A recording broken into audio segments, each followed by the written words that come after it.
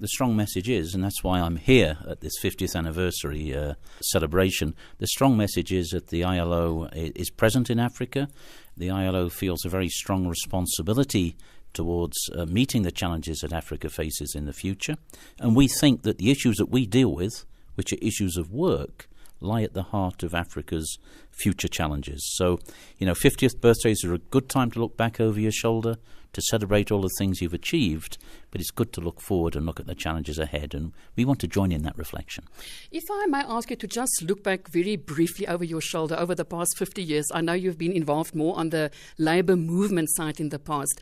Did Africa do well to address the challenges, youth employment, general employment and these things in a nutshell over the past 50 years? Look, I think one should really recognise and salute Africa's achievement, independence, the movement towards consolidation of democratic process in Africa. These are no small things. So I think we can look back and applaud and welcome everything that's been done. But none of that should detract from, a real understanding that the challenge ahead, it's a big challenge. Africa is enjoying good rates of economic growth right now, sustained levels of economic growth which are higher than it's had in the past. But, the challenge for Africa, and it's exactly the challenge of the ILO, is to make sure that economic success, that 5% growth rate, is turned into social progress which improves the lives of African people wherever they live, wherever they work, whatever they do.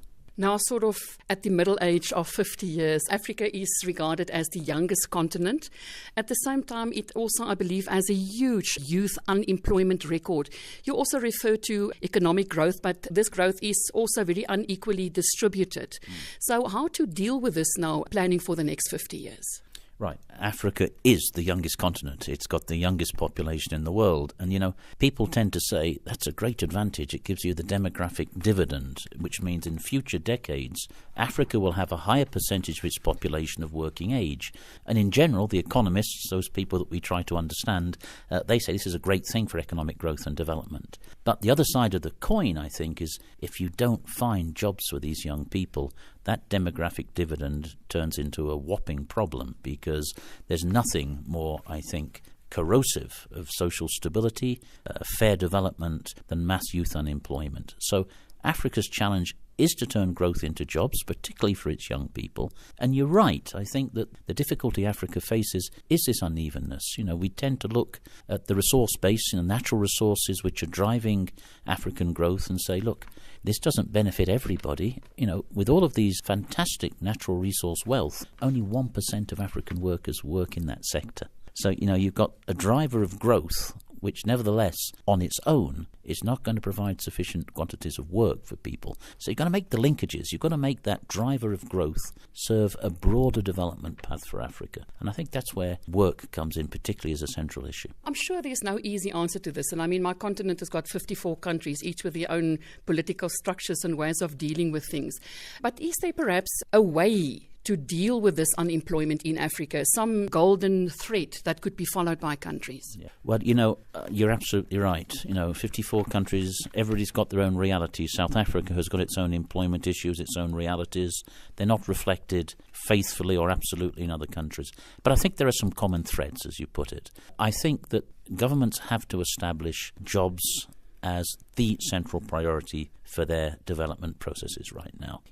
You won't have sustainable, balanced development if you cannot provide jobs for people. And that doesn't happen as if by magic. You've actually got to put jobs centre stage and say, right, let's now think about how jobs are going to be created. Secondly, I think that the natural resource wealth, this tremendous resource boom that Africa enjoys, that's got to be sort of channeled back in to the wider economy. If it stays just as a reservoir of opulence in a limited corner of a country, you're not doing the job. And I think the state has a big responsibility to make sure that these benefits are broadened in terms of their impact on people. So the state's got to take its role. The state has to be efficient. The state has to be transparent. We all welcome the fact that foreign direct investment is growing into Africa. It's a very positive thing. But, there's a lot of questions to be asked about the terms upon which foreign direct investment comes into Africa and how the benefits are distributed. And I think the recent meeting in Cape Town, which I'm sure you are familiar with, of the World Economic Forum, and Kofi Annan's report on the African Progress Panel really shined a light on some of the difficulties around these issues. You mentioned the word difficulty, and I was wondering, despite you, and even I understand what you're saying, and I'm not an economist or a leader, do our leaders in Africa really understand what they have to tackle? Do they have the willingness, the keenness to address these issues and joblessness, decent work for its people on the continent? Do you know, I think they do understand it. I really do think people understand these things. I think, these issues are well understood by people. The question is then how. It's the how. It's not the what do we have to do. It's the how do we do it. And I think governments do have to step up to the plate. I think the very good thing is African people, as democracy has been consolidated, as civil society has become more vocal on the continent, they are going to hold their leaders responsible for their performance. And that can only be a good thing. So all of that sort of backdrop of democratic deepening and consolidation, civil society which is asking questions, communications are so much more easy these days. I think this provides a fantastic, not incentive, it's more than an incentive, it's a demand for change and progress. So, yeah, I think the understanding is there, and I think the pressure in a positive sense is there. I think these are reasons to be optimistic. One of the problems I think Africa is grappling with is migrant workers, because somebody can't find a job in their own country, they go elsewhere. South Africa is one of the big recipient countries of people coming to seek a better living there. Does the ILO, and if so, how, dealing with that, have a specific point of view on migrant workers and specifically in the African continent? Yeah, well, I'm really glad you point to the issue of migrant workers because, I think that's the one dimension of globalization which has been badly neglected by the international community. If you think of globalization as movement, well, movement of goods and services, we've paid a great deal of attention to that. Movement of capital, we've paid enormous attention to that. When it comes to movement of human beings, I think the international community has not given corresponding attention. By the way, we have new opportunities. The UN General Assembly has a high-level dialogue on migration coming up later this year. Chance to put these issues centre stage. Now, to my mind, the real problem is that, particularly in difficult circumstances on labour markets, migrant workers are treated as a factor of production. They tend to move from places where there's not enough work to places where there's not enough workers. But human beings are not a factor of production. They're human beings. Workers are human beings. Human beings have rights. Migrant workers have rights. So the job of the ILO is to put that rights agenda at the centre of migration issues. It's a big job. We're reinforcing our own work in this area. Can I just point to one place where I think we're doing something very concrete and I'm very excited about it? We adopted a convention last year at the ILO conference to protect domestic workers who are so often treated in a different way from other workers because they work in private houses, because they're invisible. Very frequently, they're not even covered by basic labour legislation. For the first time, we have an international convention on domestic workers. Domestic workers who are also migrants are some of the most vulnerable workers in the world. They need our help, so we're working very hard to make this convention a reality on the ground and help this particularly vulnerable group of migrant workers. It's not the whole story, but it's an extremely important part of the story. Mr. Ryder, is there a specific different way in which the ILO deals with Africa? I know there are other developing parts of the world as well, but is there a specific way of dealing with, say, Europe and the Americas and with Africa that's different from your normal agenda, so to speak? Well, we're actually re-examining all of our regional structures right now. I think, and we have our regional headquarters here in Addis Ababa from where we're speaking. No, I think that we don't, in terms of method, deal with Africa differently. I think the substance of what we must do in Africa can be different.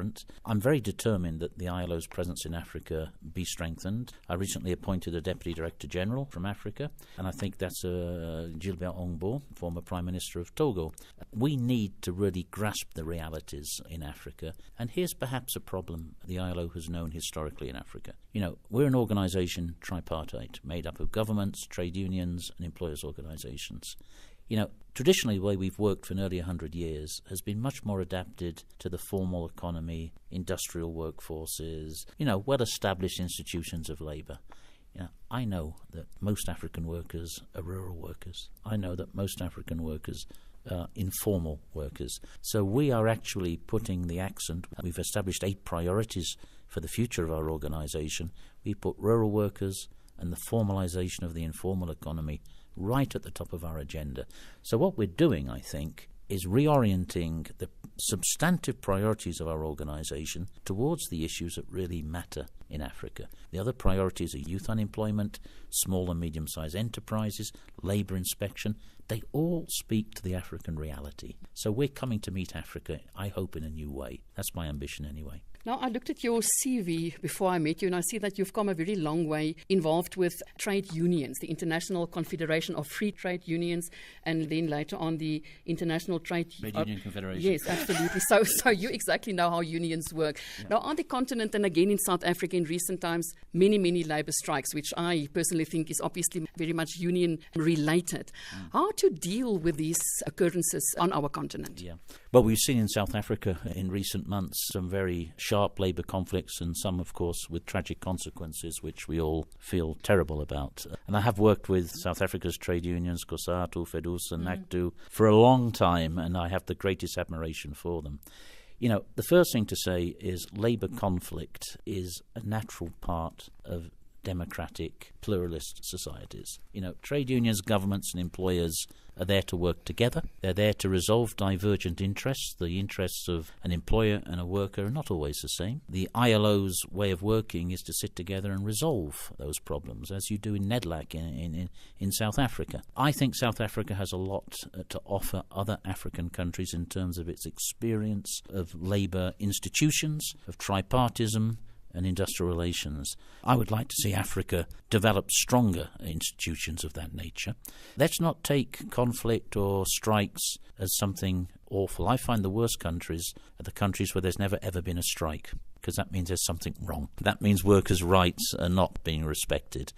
Of course, nobody's looking for conflict. What we want are effective ways of channeling interest representation and coming to balanced solutions. That's also part of balanced development. So I think Africa does need to develop these types of institutions, these types of tripartite ways of doing things. And the difficulties that come, and I don't underestimate the difficulties that also South Africa has known, does not undermine the fact that's one of South Africa's great assets as it faces the challenges that it has in the world of work, is a fact that you have strong labour movement, you have strong employers' organisations, and you have strong institutions to bring them together to sort their differences out in ways that benefit the country in general. Then finally, is there by any chance a concrete set of measures, and I know it's also a long thing to go into, that the ILO is proposing for job development, job creation in Africa? Yeah. Well, let me point you backwards and point you forwards. Looking backwards, in 2004, we had a major summit in Ouagadougou in Burkina Faso on employment creation and alleviation of poverty. Well, next year is the 10th anniversary. We're talking about anniversaries here in Addis Ababa. We're going to review progress made there. And on that occasion, I think we're meeting in Windhoek in Namibia at ministerial level. We're going to see where we've come and where we haven't got to. And then we're going to sort of try to design our strategies around that. At the same time, and I want to mention this as a last word, it's really important that I convey this message. You know, the United Nations is today, and the ILO is part of the United Nations, we're today designing the post-2015 development agenda. You know, the Millennium Development Goals run out in 2015. It's still unfinished business. But then we've got to establish the development agenda from 2015 onwards. It goes as a matter of course that Africa has to find its questions answered by that agenda. And my view is we need to put jobs, decent work and social protection slap bang in the middle of that agenda. Africa can help us do that, and we hope that we'll succeed.